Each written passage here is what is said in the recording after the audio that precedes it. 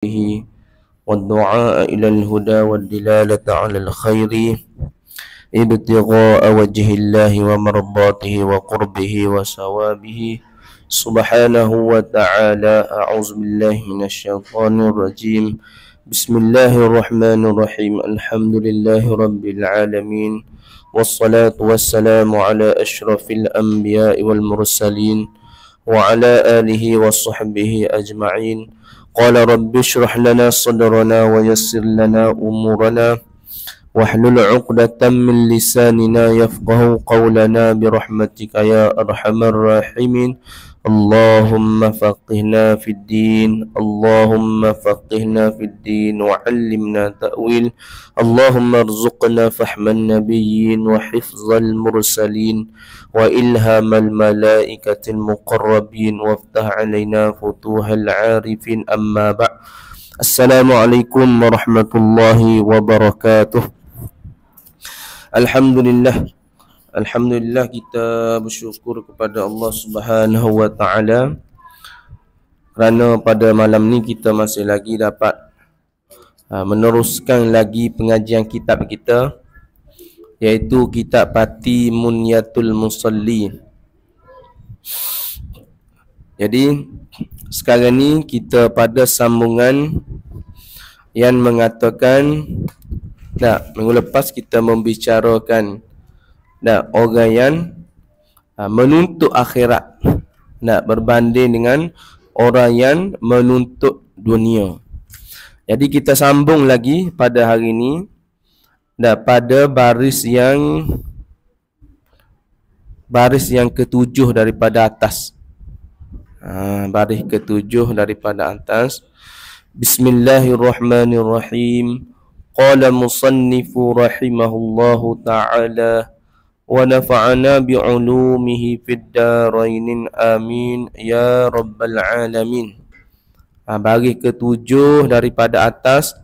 Dan siapa 58.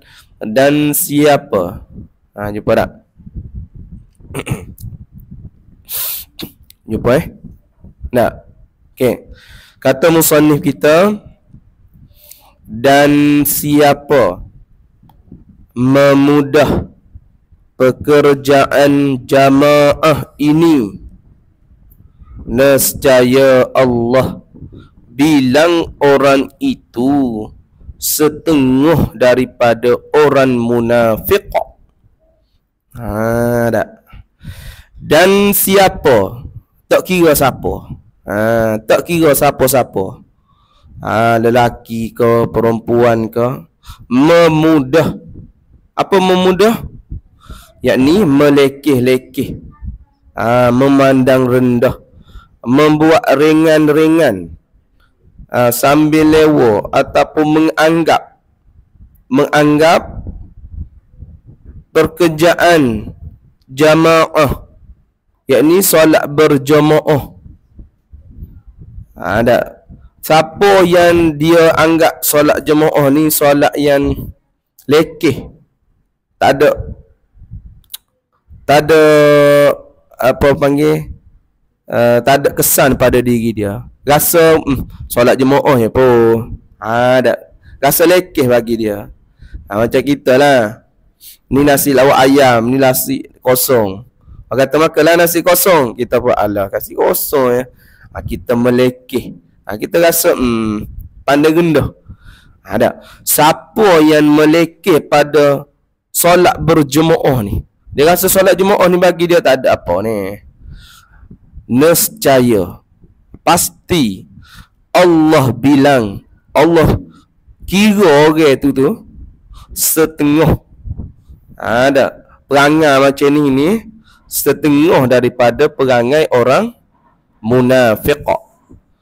Kenapa orang munafik? Orang munafik ni, semasa Nabi duduk di Madinah, munafik ni dia tak ada di kota Mekah, dia ada di kota Madinah. Munafik ni dari segi perkataan asal dia sorok lubang yang sebenar, dia buat lubang tipu. Contoh dok di pandai pasir tu, dia buat lubang tipu, dia duduk lubang lain. Apa tak? Maksudnya dia menunjuk dia ni orang Islam. Tapi hakikatnya dalam hati dia benci Islam. Jadi orang munafik ni dia melekehkan sembahyang berjemaah ni. Kenapa? Sebab orang munafik ni dia solat berjemaah pada waktu maghrib sahaja. Sebab pada waktu maghrib ni ramai orang. Jadi dia suruh orang tengok dia ni hadir pada sembahyang berjemaah. Tapi dalam hati dia sebenarnya dia tak rasa solat tu ada fadilah, ada kelebihan, ada ganjaran tak. Dia mari ni solat berjemaah ni semata-mata sebab orang ramai, orang tengok dia. Oh, si fulan ni mari sembahyang berjemaah. Tapi hakikat dalam hati dia sebenarnya dia lekeh sembahyang berjemaah. Ada. Dia ada di antara solat yang mana solat ni dia ada ganjarannya, ada dia punya martabat dia. Solat yang susah sekali solat apa? Solat subuh. Lepas solat subuh, solat apa? Ada. Solat Isya. Ada ni apa kita tahu lagi. Sekejap lagi. Lepas tu kelebihan solat pula. Solat mana yang terlebih molek? Solat tu molek belaka. Tapi ada yang kira sebab hak payah dia tu, ada dia tu tinggi gerik dia. Solat solat subuh. Orang hak susah tu lah hak ganjaran dia lebih sikit. Solat subuh lah. Saya pun subuh lah. Tak cakap kat orang, kita sendiri je tak contoh. Jaga-jaga solat subuh berjemaah. Sebab dia bangun lewat. Kalau bangun pun kadang-kadang nak pergi berok dah. Macam dia banyak masalah. Subuh ni dia banyak masalah saya. Bukan orang lain tak. Nak kita bangun, anak bangun menangis. Anak halangan dia. Nak pergi turun, nak berok pula. Turun dah ni siap dah nak berok. Turun-turun anak bangun sekali nak susu. Oh dah, contoh lah saya. Macam tu. Solat subuh. Ni kita baca. Slow-slow. Okay. Habis kat situ. Okay. Orang munafik ni perangai dia macam tu. Dia solat berjemaah tadi tu semata-mata nak tunjuk ke orang dia ni hadir berjemaah. Tapi sebenarnya dia bukan niat nak ganjaran pahala tu. Dah. Nak tunjuk ke orang dia ni hadir. Sebab orang ramai kan. Jadi orang kata tengok, hadir dia. Lepas tu solat yang lain, orang sikit, dia pun tak ada. Sebab dia nak kepujian je. Jadi ayatul munafiq ni salasun. Ada tanda-tanda orang ada perangai sifat munafik ni. Ada 3 perangai orang munafik ni. Ada masuk dia macam ni. Orang yang melekehkan sembahyang berjemaah ni, orang tu Allah kira dia ni perangai serupa orang munafik. Maksudnya kita jangan melekehkan sembahyang berjemaah. Walaupun kita tak pergi ke ataupun dalam hati kita anggap benda tu kita diam. Dalam hati pun tak boleh kata apa-apa. Kita kata aku tak sempat lagi. Tapi aku tahu dia ada ganjaran yang lebih. Jangan kita lekeh-lekeh. Ataupun kita pergi pun kita duduk bangga kita, orang lain tak datang. Tak boleh juga. Kita relax. Ikhlas kerana Allah. Orang tak ada, aku ada ke, kita semayang je kita. Boleh? Okay. Orang munafik ni dia ada 3 sifat dia. Sifat pertama, iza hadasa kadzaba. Ada. Wa iza wa'ada akhlafa. Wa iza tumina khana. Pernah dengar dia tak? Tak pernah dengar lagi? Orang munafik ayatul munafik ni salasun. Tanda orang munafik ni ada 3. Yang pertama, apabila bercakap bohong. Ingatlah. Wa idza wa'ada akhlafa. Apabila berjanji dia memungkiri janji. Apabila dia bercakap dia bohong. Apabila dia berjanji dia mungkir janji. Wa iza tumina khana. Apabila diberi amanah dia khianat. Apabila orang beri amanah, orang beri apa tugasan ke, dia pecah apa? Pecah amanah. Pecah amanah tu maksudnya khianat. Orang Kelantan panggil Khenak. Oh khenak udah ni. Dah. Khenak tu dah syarat dah. Khenak ni maksud dia kita suruh dia pergi beli caklat. Nah, dia pergi beli benda lain. Satu. Lepas tu dia makan kat dia. Dia tahu kat kita. Kita berkata, budak tu tak boleh harap tu. Khenak. Tak. Budak tu tak boleh harap. Tak boleh harap tu tak ada ke amanah, tak ada kepercayaan. Gedebel ni bila kita marah, kita pergi tapar dia. Kita pun jadi orang gedebel. Gedebel tu gangster. Boleh. Khenak ni kita beri dia amanah, dia khenak, dia buat jahat. Dia boleh lah. Okey, habis kat situ. Hadis tu riwayat Bukhari Muslim. Ayatul munafiq salasun tu hadis ni riwayat Imam Bukhari dan Imam Muslim. Okey. Dan satu qaul. Satu qaul.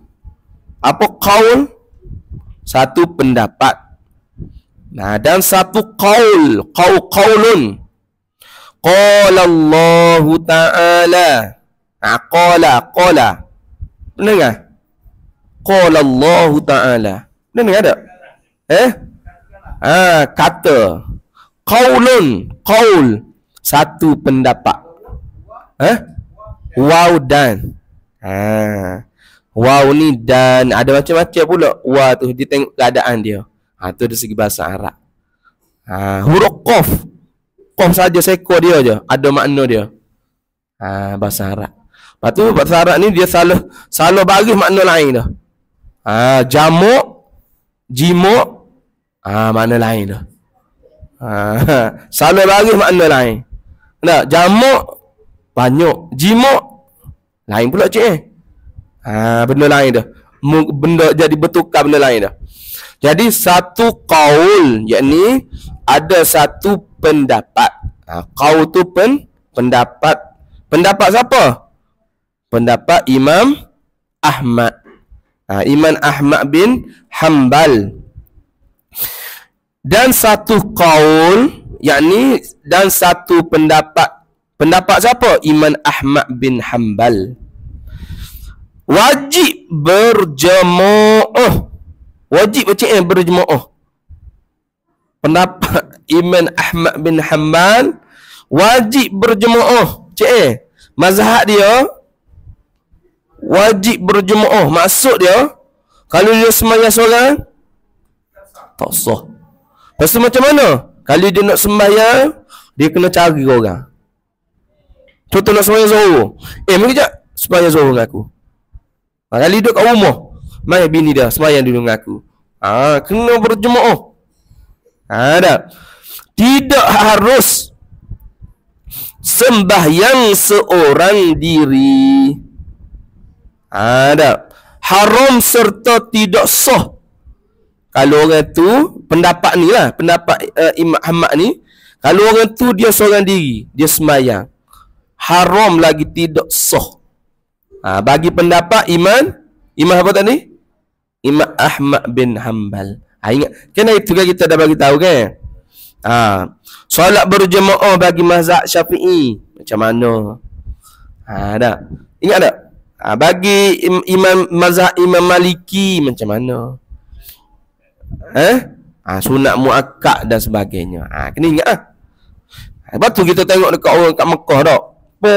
Orang azam pergi sembahyang. Dia orang bermazhab dengan Imam Ahmad bin Hanbal. Imam Syafi'i ni ramai mazhab dia berpegang dengan Asia. Orang Asia ni ramai berpegang dengan mazhab Asy-Syafi'i.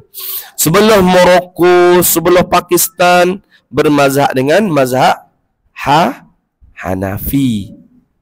Orang Pakistan tu kebanyakan dia bermazhab Hanafi. Masjid India, dia azan asar. Cepat kau lambat? Kena pergi tengok. Ke Masjid India kan? Dia orang tu kadang-kadang dia azan asar, dia lewat sikit. Dia kebanyakan dia yang mazhab Hanafi. Mazhab Hanafi ni sebelah Morocco, sebelah Afrika. Dia orang ke sana. Syafi'i sebelah Asia. Imam Ahmad bin Hanbal di kawasan Mekah, Madinah. Ada. Kalau Iraq ni dia punya rasmi dia, kerajaan dia tu mazhab Hanafi. Tapi dia punya rakyat dia ramai bermazhab Syafi'i. Dak. Ustaz kita ceritalah. How kita tak pernah pergi. Tak tahu kita pergi sendiri lah. Dak macam kerajaan kita Malaysia ni, mazhab Syafi'i. Okey. Berakidah akidah Asy'ari. Imam Asy'ari dengan Maturidi. Akidah kita. Okey. Fiqh kita fiqh Syafi'i dan mengiktiraf ulama-ulama mazhab lain. Lepas tu kita punya tasawuf Imam Ghazali. Tasawuf kita ni ikut Tariq Imam Ghazali. Kena belajar pula tasawuf. Dah wajib tu. Nantilah insya-Allah kita belajar dulu. Tasawuf ni kitab rendah dia, kitab penawar bagi hati. Penawar bagi hati. Hati kita ni dia kena penawar hati tu dulu. Nipis lah. Nipis-nipis pun 2 tahun juga belajar. Jadi tak apa. Mati dalam belajar tak apa. Jangan mati duduk tengok TV. Faham tak faham? Serah kepada Allah. Penawar bagi hati ni 7 anggota dulu. Cuci 7 anggota. Lepas tu cara nak baiki. Mula cuci dulu. Macam pokok tak ada hutan. Hutan ni kita terus kita nak doyan ke kita cuci dulu. Cuci dulu. Tebal, racun, bubuk apa, licin dah, tinggal tanah dah. Galo. Tak. Barulah bubuh pokok. Barulah berbaja. Baru dia subuh. Ni tengah hutan kita pergi berpokok dalam tu. Tak boleh. Dia cuci dulu. Bersih dulu. Barulah boleh letak iman, akidah, sebagainya. Okey. Dia kata, dan satu qaul wajib berjamaah, yakni solat berjamaah. Tidak harus sembahyang seorang diri. Tidak sah kalau orang tu sembahyang seorang diri. Ni satu pendapat ulama. Bahkan mesti cari orang yang berjamaah serta kita. Bahkan mesti wajib cari orang yang berjamaah serta kita. Jadi pendapat ni raya, kalau kita nak sembahyang, kita kena cari orang mari berjemaah dengan kita. Contoh kita nak pergi musafir apa tak? Pendapat ni lah. Pergi musafir mana-mana berhenti kat masjid. Tengok, tak ada orang dalam masjid contoh. Kena tunggu. Tak apa tengok lalu cleaner. Berjemaah dengan aku. Ada pendapat ulama kata macam tu. Dah, habis kat situ. Dan dapat pahala, nak kira solat berjemaah ni dapat pahalanya macam mana? 27 darjat ni. Dan dapat pahala jamaah, yakni dan hasil pahala solat berjemaah ni dengan satu imam. Ada suara tu imam. Ada. Dan satu makmum. Ada seorang makmum. Ada seorang tu imam, ada seorang makmum.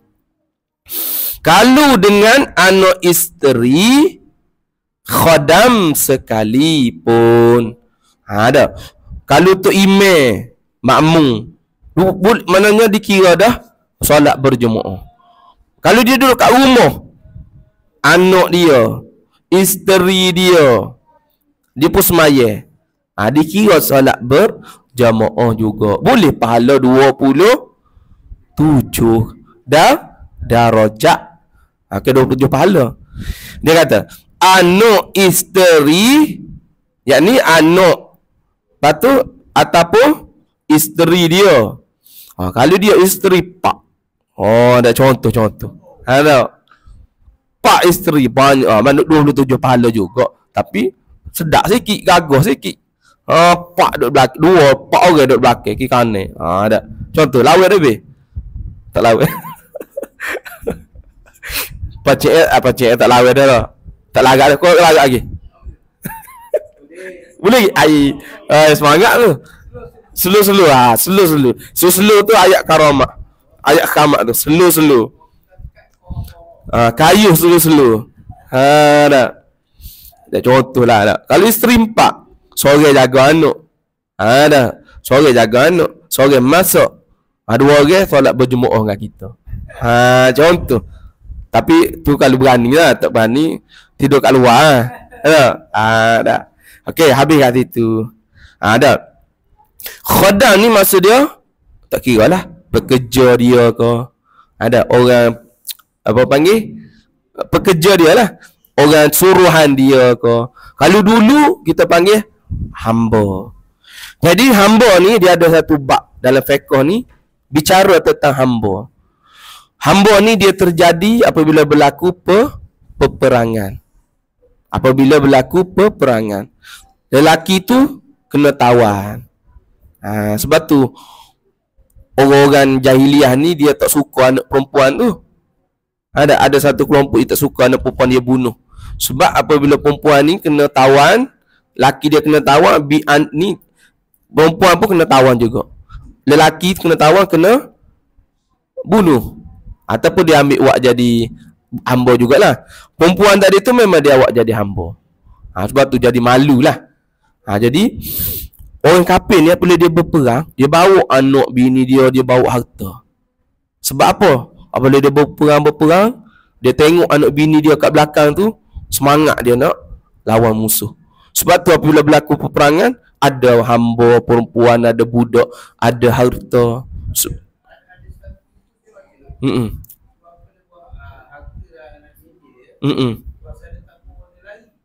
Tak mau lari.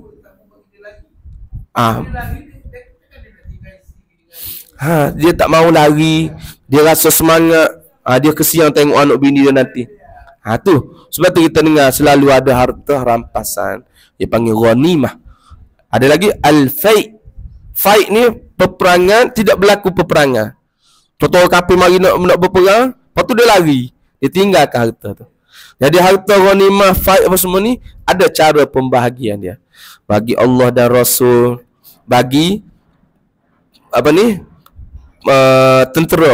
tentera berkuda lain, tentera berjalan kaki ada bahagian dia. Ada bahagian-bahagian. Ada satu berapa pembahagian dalam kitab fiqh. Nabi akan bagi keputusan. Nanti insya-Allah dalam kitab lain kita baca. Okey, khodam ni kalau kita ada hamba dulu, kalau kita milik dia penuh, kita wajib bayar zakat fitrah dekat dia. Kalau kita milik dia tu tidak penuh, tidak wajib kita bayar zakat kepada dia. Pernah dengar tak? Kita ada hamba tu milik penuh kita. Jadi apabila masuk bulan puasa, habis masuk bulan Syawal, dapat 2 juzuk. Ingat tak 2 juzuk tu? Tak ingat dah.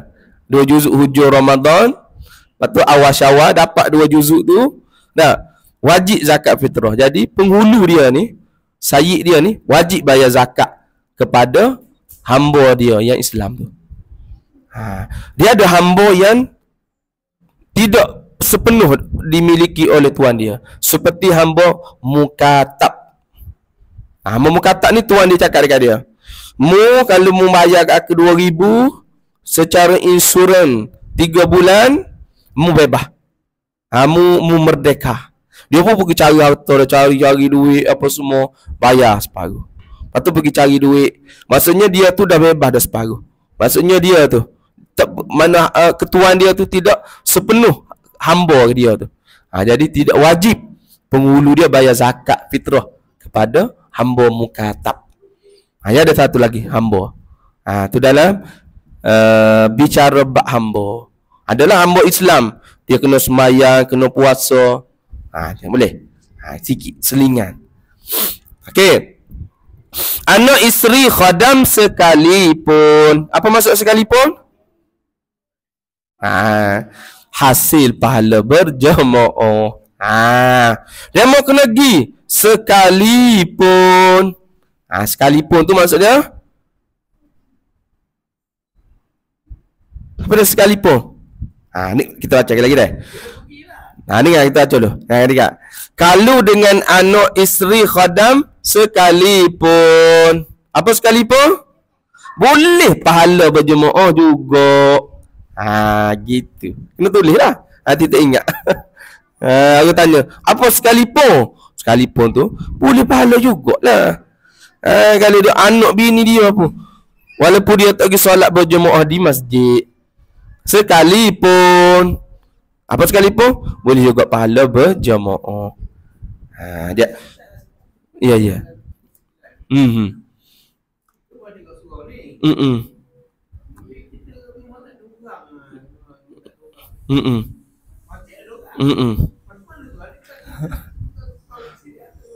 Okey, macam ni. Solat yang ramai orang lebih afdal daripada sembahyang yang jemaah dia kurang. Jadi situasi kita ni, apa kita panggil, kalau macam ni. Kalau solat dekat surau kita ni, kita nak pergi kat masjid tu macam susah sikit. Nak susah sikit. Kat surau kita ni ada juga orang solat berjemaah. Kita kena sembahyang kat sini. Sekarang ni jemaah ni tak ada. Ada. Jadi kat masjid tu tentu ada jemaah. Hakikat asal hukum asalnya kita kena pergi solat tempat ada orang yang berjemaah daripada orang tak ada berjemaah. Tapi kalau kita niat, dia ada pula kalau niat tu mana? Kalau kita tinggal surau kita ni tak imarah langsung, tak hidup. Tak boleh juga. Kena tengok tujuan kita tu macam mana. Kalau kita tahu dah memang hari ni tak ada orang ni kat surau kita ni, tak apalah. Tapi kalau waktu maghrib isyak ni, aku kena imarah surau aku ni. Tak boleh nampak gelap ya. Macam tak ada nur ni surau aku ni. Biarlah tak ada orang pun, aku kena imarah. Tu dapat pahala lain, dapat pahala jugalah. Walaupun masjid tu ramai orang, tapi kita niat nak imarah ke masjid kita. Moga-moga ada orang tahu, ada orang berjemaah surau ni. Mungkin hari ni tak ada orang. Mungkin 30 tahun lagi penuh orang berjemaah. Kita mana tahu. Macam penduduk Taif tak. Ketika Nabi nak pergi dakwah tu, dia baling batu. Nabi doa supaya anak cucu dia nanti jadi orang yang beriman. Tengok Taif jadi ramai orang yang beriman. Dan kawasan Taif tu juga ada dikira juga, kalau tak silap saya, dikira juga tanah haram. Mekah, Madinah dan Taif dikira tanah haram. Apa maksud tanah haram? Tak boleh nak membunuh binatang, tak boleh nak memburu binatang. Macam dah Taif tak? Taif ni dia sejuk. Kalau tak silap saya, dia ada pengkalan tentera Amerika dekat situ. Di Taif. Tak ada? Tak pergi. Hari tu pergi. Tak pergi. Rasa pengkalan dia ada di Taif. Taif ni dia sejuk. Lepas tu dia ada wanggu. Dia maknanya wanggu kat situ berbuah hidup. Orang lain panas. Situ dia special sikit. Okay, habis. Dia kata, kalau kita di rumah, dia ayat, kalau kita ni ada duduk di rumah, tidak duduk rumah, bukan duduk rumah tu memang duduk rumah dak, maksudnya tak sempat nak pergi masjid. Duduk rumah kita, hujan ke, tak sempat nak pergi masjid. Nak pergi masjid tu nak berak, habis dah. Setengah jam berak. Habis ni jemaah ni duduk rumah. Dia kata, kalau kita di rumah, hendaklah kita panggil anak isteri kita ni, panggil anak bini kita. Mari solat berjamaah. Panggil anak isteri kita ni berjamaah. Solat berjamaah, sembahyang dengan kita. Janganlah kita nak sembahyang dia, anak bini kita duk tengok TV. Tengok cerita apa sekarang ni? Cerita pukul 9 tu. Madam, bukan madam, apa dah? Hari 1 tu. Apa tanya apa? Apa tanya 2 tu apa? Hari Ahad tu. Ada cerita apa tu? Cakap nak ingat ni. Apa tanya 2? Hak cerita pasal hotel tu.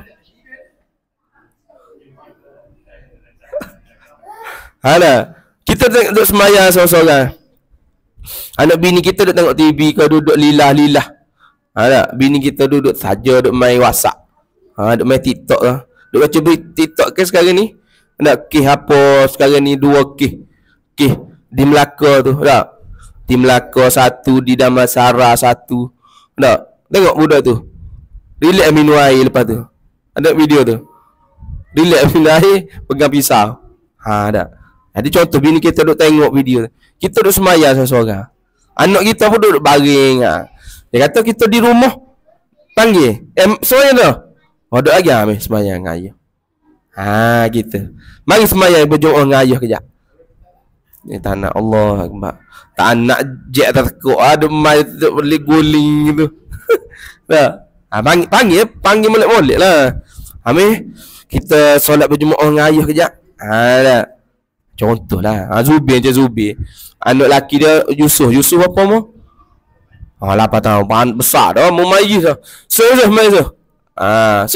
Komak-komak. Dah contoh. Sebenarnya kita semayang berjemaah dengan anak kita kat rumah. Tak. Dia ada kesan mendalam dalam diri anak kita. Dia akan ada kesan mendalam. Macam saya tak. Saya boleh kata selalu berjemaah dengan ayah saya. Di rumah. Di kampung dulu Jadi apabila kita solat berjemaah dengan ayah kita, dia memberi satu psikologi yang tinggi pada kita. Sebab apa? Pertama, kita dengar ayah kita baca doa. Allahumma ghfirli wali walidayya. Dia baca doa, kita dengar, saya dia kemuk ayah dia. Untuk kita lah. Kita dengar dia tak pernah tinggal doa kepada mak ayah dia. Ada untuk saya lah. Kita dah latih. Saya kemuk ayah dia. Ada contoh lah. Tapi kita dengar, tak dengar dia doa ni. Kita dengar, maknanya doa tu macam dia doa. Kita dengar, tak faham, tak apalah. Tak faham, insya-Allah. Kalau faham tu kita tahu. Dia baca doa ni. Kita dengar psikologi diri kita. Semangat kita semayang dengan ayah kita. Boleh. Kesan mendalam tu. Cuba buat tahu. Bukan dengan bini, dengan anak. Kita semayang dengan anak kita. Anak dia akan jadi perangai lain. Jadi kalau dia tak semayang dengan ayah dia kan, dia rasa jadi macam tersedak duduk. Macam dia tunggu ayah dia. Tunggu mana ayah aku ni ngorek ni. Tak lama mana kita jadi ada disiplin. Jadi anak kita pula tegur. Pak ayah nak semayang ni. Kita dah lara sangat demai apa-apa dah. Demai telefon ke apa dah. Jadi anak kita panggil kita lah. Ayah cakap cepat ayah. Kalau laju dia pula lambat hari ni. Kita pula macam apa ni? Terkesima ada. Macam kita semayang ayah kita tengok ayah kita pula main. Pak lah lewat ni. Dia pula kalut. Dulu dia yang kejar kita. Cepat balik. Jadi disiplin. Buat tahu. Kita tak boleh nak cakap apa tapi buat tahu. Cakap makan nasi Arab. Sedap ke tak? Makan dulu. Makan dulu tahu. Okey, habis kat situ. Dia kata, janganlah kita berasing-asing pada sembahyang kita. Apa maksudnya? Jangan kita sembahyang sorang-sorang diri kita. Jangan buat perangai macam tu. Panggil. Macam panggil. Zaujah. Zaujah. Zaujah tu isteri. Ada. Zaujun suami.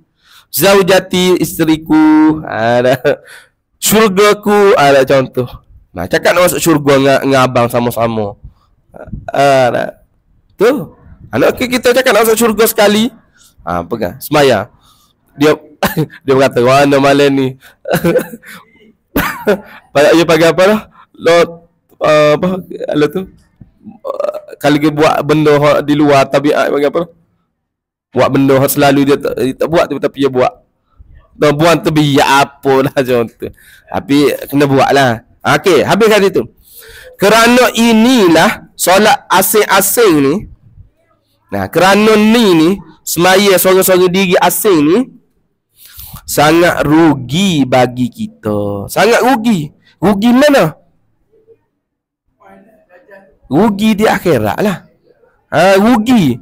Kerana inilah semaya asing-asing ni sangat rugi pahala di akhirat. Bagi kita duduk di rumah lah, ayah-ayah ni, serta dibilang akan kita ni Allah kira kita ni termasuk kita ni orang yang memudah pada agama, orang yang buat lekeh-lekeh pada agama. Ini memang kita semayang kat rumah, kita semayang seorang diri kita, tak ajak anak bini kita. Kita tahu anak bini kita tak semayang lagi, kita tahu dah, tapi kita saja nantuk aku semayang dulu lah. Kita buat macam tu umpama kita buat lekeh je semayang berjemaah ni. Kita rasa tak ada semayang jemaah, tak ada lah, bukan ada apa-apa pun. Jadi kita anggap semayang berjemaah tu, kita kata tak ada apa lah, semayang seorang diri pun. Umpama dia tu buat lekeh semayang berjemaah. Jangan. Ke mana kita nak semayang? Panggil, semayang dah isyak dah lagi. Jom semayang. Tinggallah dulu. Macam itu dengan saya anak kecil. Tak? Kalau semayang sekali, hok nu naik atas meja, hok nu main pisah, hok nu aduh, tak? Pacik mungkin anak besar dah. Boleh lah semayang berjemaah. Kita tinggal dua-dua. Hok ni masuk dalam kain. Tak khusyuk. Nak rokok tu dia stand by dah tarik tudung, tarik tudung umi dia. Nak tudung umi nak rokok dia tarik. Senggup. Macam masuk dalam kain. Duduk pusing-pusing dalam kain. Umi dia nak sembahyang pun ketawa. Ada contoh lah. Bukan contoh tu, benda berlaku. Kita tak contoh dah, kita tak benda realiti berlaku. Jadi susahlah anak kecil. Jadi anak-anak yang dah besar, anak dah tidur dah, bersemayam berjemaah, besar pahala dia. Mengeratkan hubungan suami isteri. Itu tak? Sungguh semayam berjemaah. Orang yang selalu bergaduh, cuba tanya dia, pernah tak semayam berjemaah dengan anak bini dia? Cuba tanya dia, sebulan berapa kali solat berjemaah dengan isteri? Cuba kira agak-agak. Sebulan. Banyak kali. Kalau banyak kali dia cemika dia tu lain. Boleh. Tu kena belajar bab lain lah. Semayang berjemaah, tidur kena sekali, jangan tidur jauh-jauh. Mandi sekali. Sunnah Nabi kat tu. Boleh. Mandi sekali. Tak ada okay, habis. Dia kata muka surat 58, baris bawah sekali. Dan banyak jamaah. Okey. Dan banyak jamaah. Ni pakcik yang tanya tadi. Ada pakcik yang tanya tadi. Semayang sini tak ada orang. Lepas tu semayang kat masjid ramai orang. Mana lebih afdal? Dia kata, tengok. Dan banyak jamaah. Dan banyak jamaah, yakni bermula ramai bilangnya orang yang semayang berjemaah. Tempat tu ramai orang berjemaah. Ada. Terlebih afdal. Terlebih, apa maksud afdal? Terlebih baik. Itu memang dah apa maksud dia? Terlebih banyak pahala. Terlebih banyak pahala. Kalau kata afdal, apa maksud afdal? Afdal? Apa maksud afdal? Terlebih banyak pahala. Kita tukar dah ayat. Jom kita semaya di masjid. Kenapa? Terlebih banyak pahala. Sedap. Ayat tu kelah lagi, lebih afdal. Makna dia sama ya. Sebutan dia. Maknanya kita pergi kepada tempat yang orang bilangan orang solat berjemaah di situ tu ramai, terlebih afdal daripada sedikit. Apa sedikit? Iaitu bilangan jemaah dia tu kurang sikit. Ada. Contoh, masjid ni masjid biasa. Masjid ni masjid jamik, masjid yang buat solat jemaah ramai orang. Kita pergi kan, ramai tempat orang jemaah dia. Kenapa? Apa lagi solat tepat jemaah ramai, rahmat Allah pun banyak. Apabila rahmat Allah banyak turun, sikit-sikit benda salah, Allah tak kisahlah. Maknanya tak ambil cara sangat lah. Bak melimpah banyak sangat. Ni dah lah ada 3 orang dah. Lepas tu 3 orang tu pula takut-takut kurang. Ni dah banyak pom. Macam tu. Tapi kalau kita tengok dekat rumah kita nak imarah, tak ada orang langsung masjid dekat rumah kita. Ni ramai dah. Kat rumah kita ni ada masjid juga, tapi tak ada orang langsung imarah. Kita tengok keadaan lah niat kita. Okey, tak apa, aku sembahyang sini lah. Aku nak imarah ke surah aku ni. Supaya ada lagi orang mari. Sana tu mungkin. Tapi hukum masa dia, jemaahnya ramai tu lebih afdal.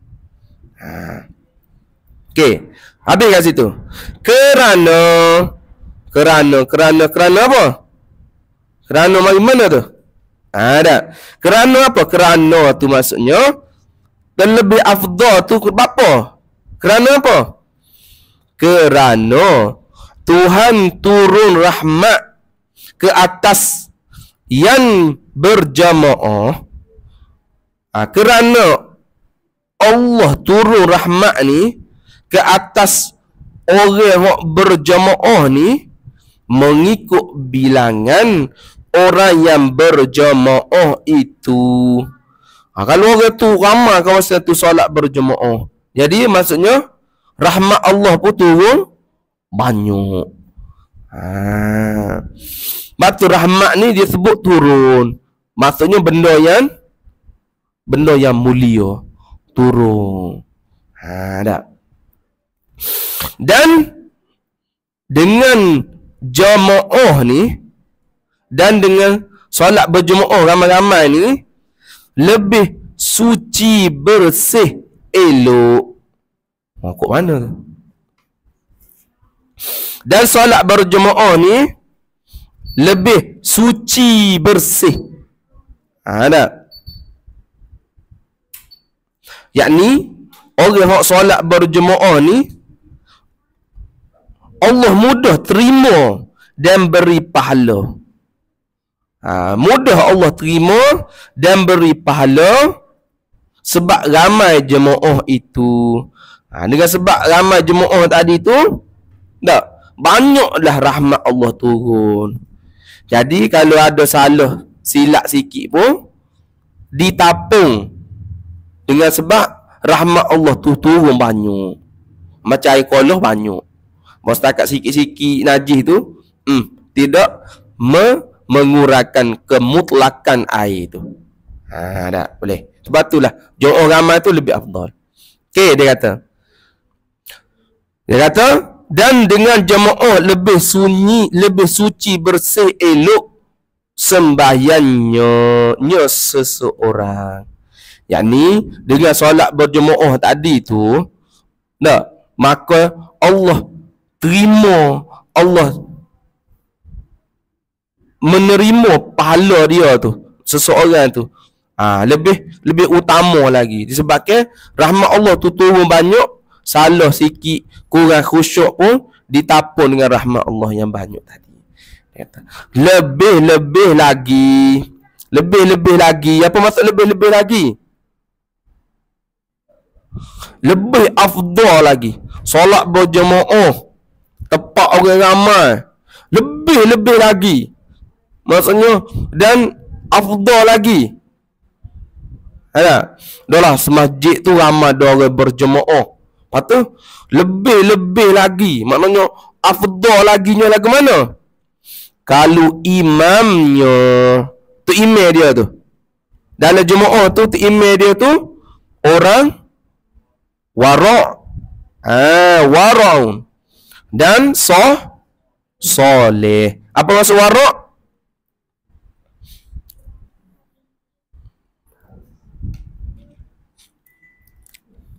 Wara' ni tinggal benda yang ada apa-apa, takut jadi apa-apa. Tinggal benda yang tak ada apa-apa, takut jadi gapo-gapo. Tinggal benda yang tak ada apa-apa, takut jadi gapo-gapo. Oh je. Tinggal benda yang ada apa-apa, tinggal benda yang tidak ada apa-apa, takut jadi apa-apa. Macam mana? Tinggal benda yang tak ada apa-apa, takut jadi apa-apa. Tapi makna asal dia warok tu tinggal benda-benda yang syubhah. Warok lah. Berhati-hati. Contoh orang nak makan pasar raya dengan orang hok semelih. Tengok dia semelih sendiri, cabut bulu. Kita pun pergi beli yang ni. Tu warok lah tu. Berhati-hati, kurangkan benda-benda syubhah. Tinggal benda yang tak ada apa-apa, takut jadi apa-apa. Berhati-hati. Macam ni umpama dia. Umpama dia tepi rumah kita ada orang tanam pokok rambutan. Nah, tuan dia pun cakap, ambil rambutan tu, tak apa. Nah, kita pun ambil. Lepas tu tinggal stakar. Dalam stakar tu tinggal 2 biji. Tuan dia pun kata, ambil rambutan tu, tak apa. Kita pun tengok rambutan tu. Kita ambil tak? Kita pun tak ambil. Sebab apa tak ambil? Kalau kita ambil boleh ke tak? Boleh. Sebab tuan dia cakap ambil Tapi kita tak ambil. Sebab apa? Tak kita fikir, kalau aku ambil pun tak apa. Tapi lebih baik aku tak ambil. Sebab apa? Takut jadi gapo-gapo. Tu warok tu. Warok. Tapi tuan dia tak ada kat rumah. Tuan dia sebut minggu lepas, ambil hotel, ambil nak ambil, ambil tinggal makan hari ni, makan esok, makan lama-lama dia pun tuan rumah pun ambil juga, tuan kebun teman tinggal setakat. Tuan dia tak ada kat rumah tu, duduk kat mereka, ambil rambutan tu, tak apa. Kita pun tengok rambutan boleh nak ambil kita pun tak ambil. Sebab kita warok. Sebab apa? Tinggal benda tak ada apa-apa, takut jadi apa-apa.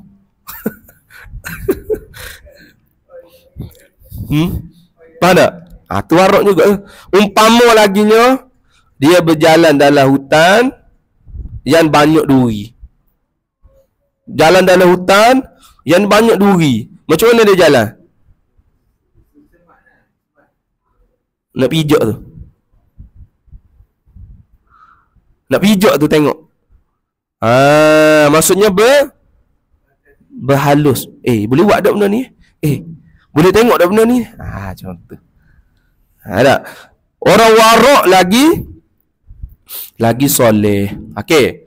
Kalau masjid ni ramai yang berjemaah, tapi imam dia ni fasik dan juga ahli bid'ah. Solat ni masjid ni ramai orang, tapi tu imam dia tu orang fasik. Maksudnya malam-malam bawa keluar janda, siang-siang pergi beli nombor ekor. Contoh. Wa na'udzubillah min zalik. Contoh. Tu imam ni masjid dia tu ramai orang jemaah. Lepas tu dia tu ahli bid'ah. Pergi kubur minta nombor ekor. Tak, contoh. Ada satu masjid ni tu imam dia tu orang soleh, orang warok, tapi jemaah kurang. Yang mana lebih afdal? Kita pergi tu imam yang warok lagi soleh berbanding dengan jemaah ramai, tapi tu imam dia tu fasik dan juga ahli bid'ah. Boleh? Okay, habis kat situ. Dia kata, dan pada hadis maksudnya boleh 10 minit lagi boleh? Boleh 10 minit lagi. Pacik tidur dah sekali satrang. Ngatuk tak apa. Tak apa. Tidur tu dia orang panggil apa ni? Rahmat daripada Allah. Ada orang tak boleh tidur cik tak, macam demam tak boleh tidur. Tidur sekejap sedar. Sebab Allah tarik nikmat. Nikmat apa? Nikmat tidur mengantuk. Ada setengah orang tu nikmat tidur terlebih. Tak boleh juga. Tak ada nikmat tidur terlebih. Tak boleh juga. Tidur sekejap-sekejap tak apa, tak ada. Okey, ni macam ni ke qailullah ni. Qailum malam dah ni. Qailullah ni tengah hari je. Semula pergi solat Jumaat. Tak apa. Okey, dengar satu lagi kita baca sikit. Okey, dan pada hadis Hadis ni riwayat Imam Hakim. Hadis ni dia punya darajat dia sahih.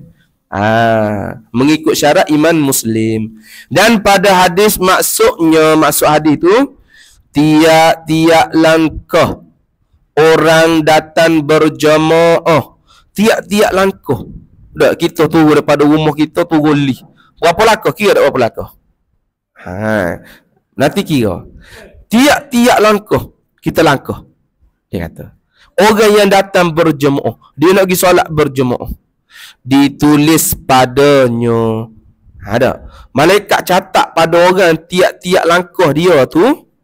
Ditulis padanya, pada tiap-tiap langkah dia turun nak solat berjemaah tadi tu. Tak?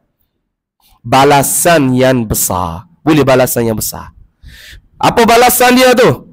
Iaitu tiap-tiap satu langkah dia nak turun solat berjemaah ni, tak? Kita nak turun solat berjemaah ni, niat nak solat berjemaah, tiap-tiap langkah kita tu malaikat surat, malaikat tulis 10 kebajikan. 10 kebajikan dalam buku catatan amalan kita. Dan dihapus, diroba, tahu roba? Dipadam. Tak roba. Roba. Dipadam 10 kejahatan. 10 kejahatan padam. 10 kebaikan ditambah. Setiap langkah kita. Pakcik nanti nak langkah sikit-sikit dia langkah luas sangat. Nanti dia banyak sikit langkah dia. Sebab satu langkah tu 10 kebajikan.